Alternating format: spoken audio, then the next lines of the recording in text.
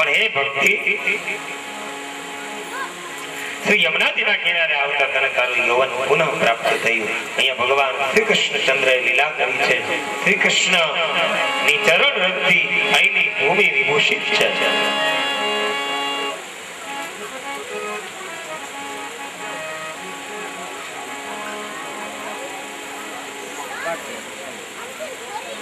કલિયુગની અંદર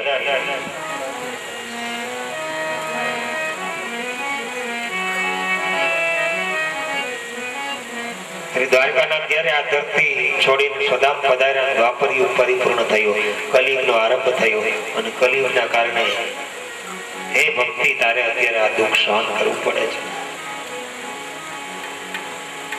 ભક્તિ માતાએ પૂછ્યું કે નારદજી, તો બધી પરીક્ષિતે આ કલિયુગને જીવતો રાખ્યો કેમ? નારદજી કહ્યું કે હે ભક્તિ, રાજા પરીક્ષિત છે, સમજદાર છે.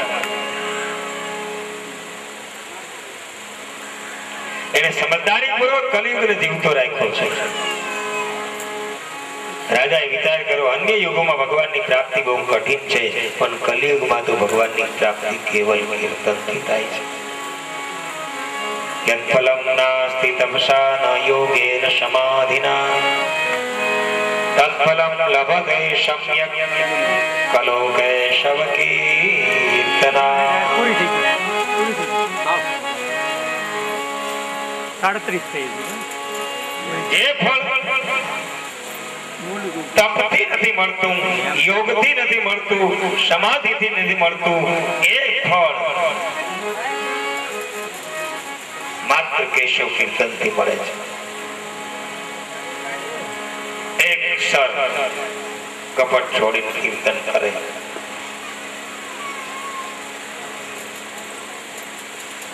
પણ આ કપટ છે ને એ છૂટતું નથી. કપટ છૂટે ને તો હમણાં ઝપટ બોલે. વૈકુંઠમાં પાઘડીના ભાવ ઊંચા જાય, પણ તમે વૈકુંઠમાં જાઓ ને તો આપણે એમ થાય આખું ભર્યું હોય છે. ના ના, ન્યાય ખાલી છે, કોઈ જાતું જ નથી, કોઈ જાતું જ નથી, ન્યાય ખાલી જ નથી.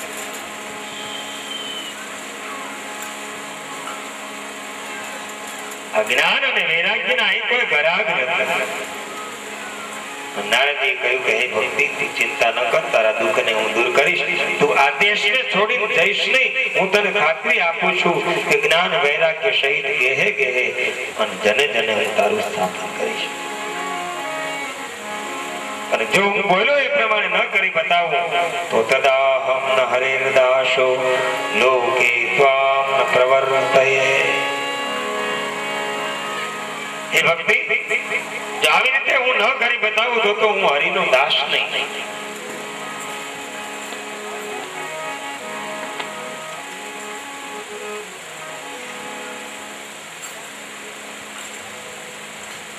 અને નારદજી કહ્યું કે હવે હું આ તારા બંને દીકરાઓને જગાડું. જ્ઞાન અને વૈરાગ્ય બંનેને જગાડવા માટે નારદજીએ પોતાનું મુખ એમના કાનની પાસે લઈ જઈને જોરથી શબ્દો કયા. જ્ઞાન પ્રબુદ્ધ્યતામ શીઘ્રમ રે વૈરાગ્ય પ્રબુદ્ધ્યતામ. જ્ઞાનમ પ્રબુદ્ધ્યતામ શીઘ્રમ રે વૈરાગ્ય પ્રબુદ્ધ્યતામ. તમે જાગો, ઉઠો. એ જ્ઞાન અને વૈરાગ્યના કાનમાં નારદજીએ વેદ વેદાંતના ઘોષ કર્યા, શ્રી ગીતાજીના પાઠ કર્યા. જ્ઞાન અને વૈરાગ્ય થોડા ઉભા થયા, આંખો ખોલી અને હળવેળાના બગાસા ખાઈને પાછા સૂઈ ગયા. નારદજીના પ્રયાસથી જાગ્યા, બગાસા ખાઈને પાછા સૂઈ ગયા. આપણા જ્ઞાન ને વૈરાગ્ય આવા જ છે.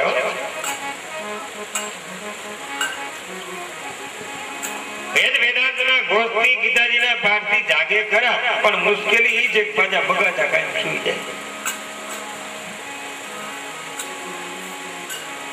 કથા ચાલતી હોય ને ત્યાં સુધી જ્ઞાન, વૈરાગ્ય અને ભક્તિ ત્રણેય ઉછાળા મારે. જાણે શું કરી નાખી આપણે.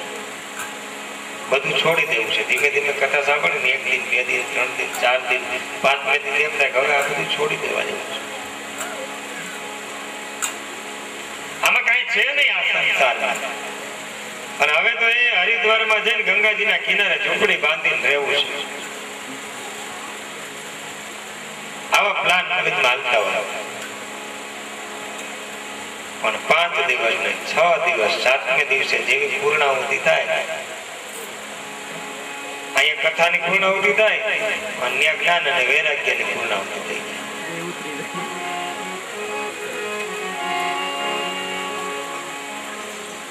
બગાસા ખાઈને સુઈ જાય. દેવર્ષિ નારદે બહુ કોશિશ કરી પણ જ્ઞાન અને વૈરાગ્યને જગાડી શક્યા નહીં. થાક્યા. આખરે દેવર્ષિ એ સમયે યોમ વાચા આકાશમાંથી આકાશવાણી થઈ.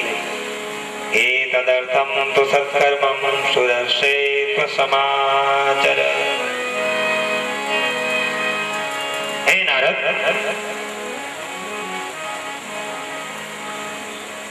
સત્કર્મ કરો.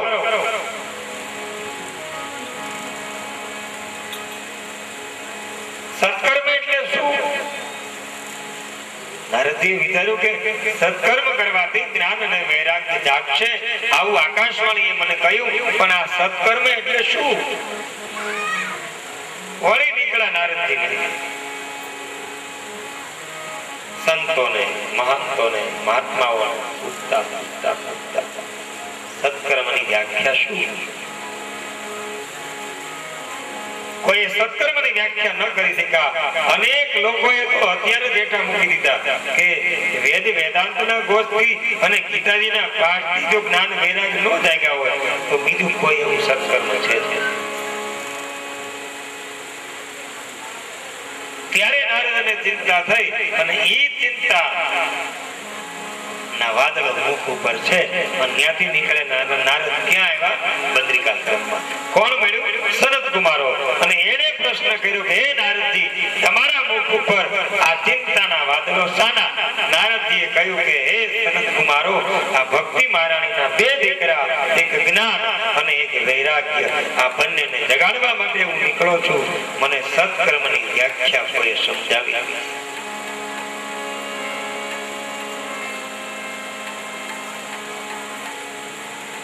એવું કયું સત્કર્મ કરું કે જેનાથી જ્ઞાન અને વૈરાગ્ય જાગે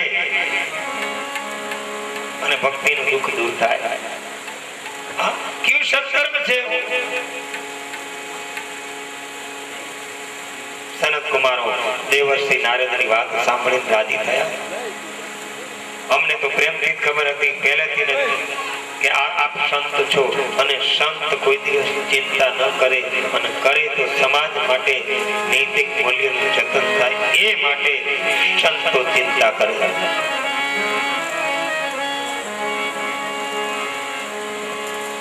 સંતોની ચિંતા કારણ વગરની હોય નહીં.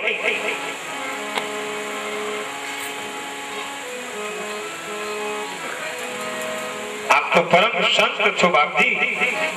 તમારી વાત પણ સત્ય છે. જ્ઞાન અને વૈરાગ્ય બંને વૃદ્ધ છે, ભક્તિ મારણીના પુત્રો છે.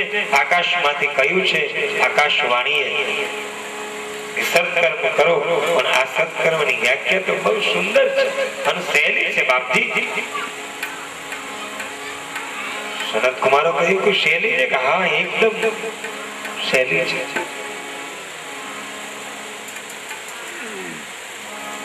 તો તમે મને બતાવો ને. ત્યારે સનત કુમારોએ કહ્યું કે અરે દેવર્ષિ, આપ જેવા સંત અને આપ જેવા સંત મળે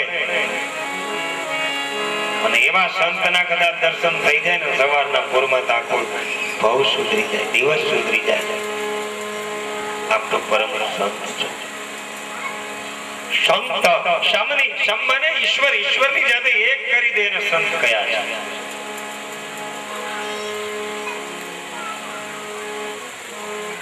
એટલા માટે ભક્તમાલ ને કોઈ ભક્તમાળ સાંભળો ને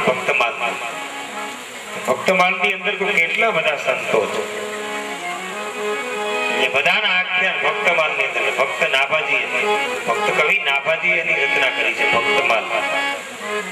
ભક્તમાળ ની અંદર અનેક સંતોના જીવન ચરિત્રો લેખા છે કારણ કે એમણે સમાજ માટે એને દેશ માટે એને સંસ્કૃતિ માટે અને એને પોતાના આ ભક્તિના રક્ષા માટે જીવન સમર્પિત કરી દીધા છે. એને સંત કયા છે. તો દેવર્ષિ નારદને સંત કયા.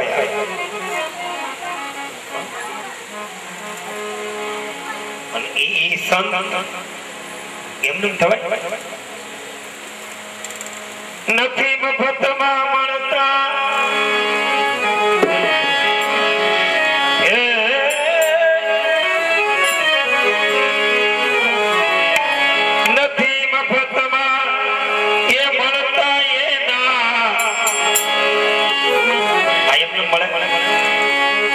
મૂલ ચૂકવવા પડતા સંતોને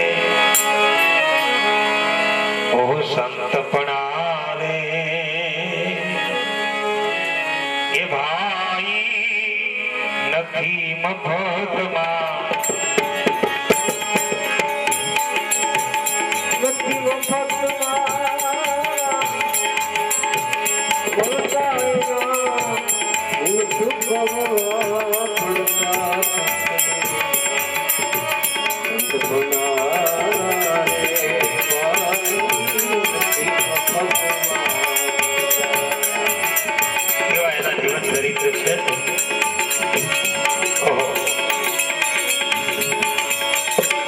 બજારે કોઈ વેચાણા દાખલો લ્યો તો કાશીમાં જાઓ ને હરિચંદ્ર તારામણી સત્ય માટે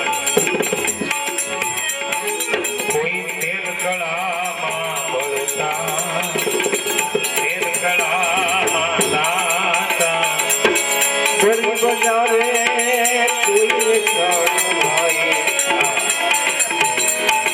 તો કોઈ તેલ કળા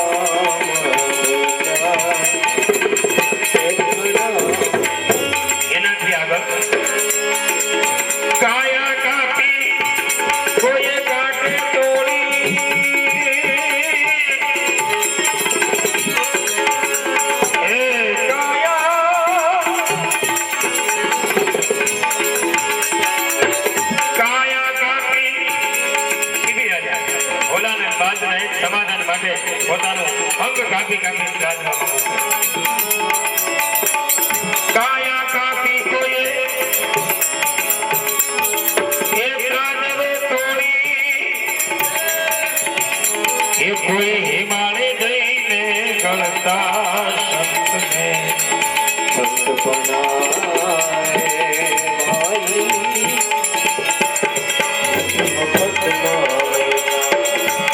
સંતની ઉપમા છે બહુ ભાઈ અગાધ. કરવત મેલી કોઈ માથડા કાય કોઈ કાળજા કાપી ધરતા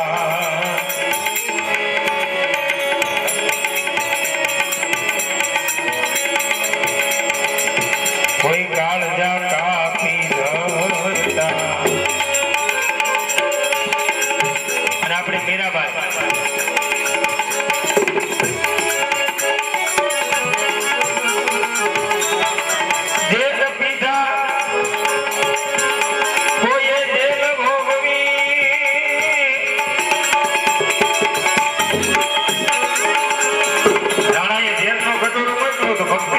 મીરાબાઈ પાછી પાણી ન કરી લાય બચાવવા વાળો તો મારો નાથ છે. અને જુનાગઢમાં રામ માટેની જે શંકા ગઈ નરસિંહ મહેતા ધ્યાનમાં ભૂલ્યા એની વાલા હારને કાજે નો મારી એ તો હવારે નરસિંહ મહેતાના ટૂંકમાં હાર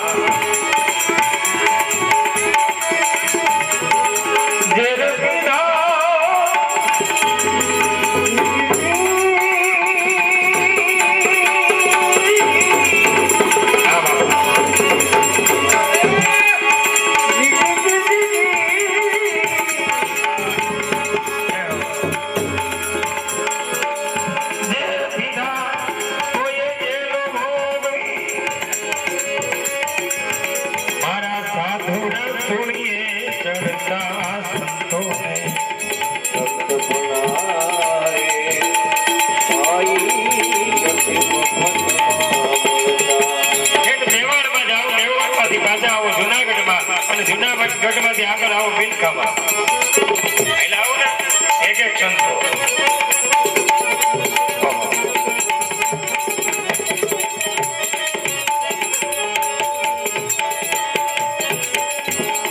હે પ્યારા પુત્રના માથા કાઢી પ્યારા પુત્રના એ મસ્તક ખાંગી ભોગ સાધુ ને ધરતા એ ભોગ સાધુ ને ધરતા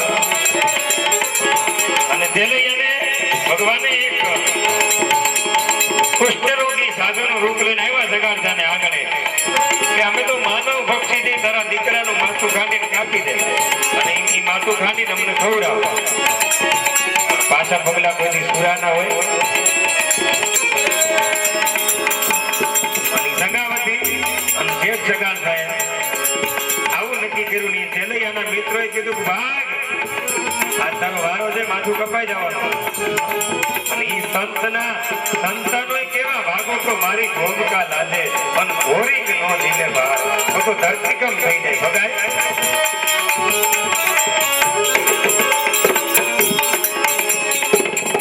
અને એનાથી આગળ હાલો ને જલારામ વીરપુરમાં આવો આંડી તો ખવડાવી દીધા ત્યાંથી આગળ હાલતા આવો જલારામ વીરપુરમાં એ ઘરની નારી બધું દાનમાં દેવાય પણ આને ન દેવાય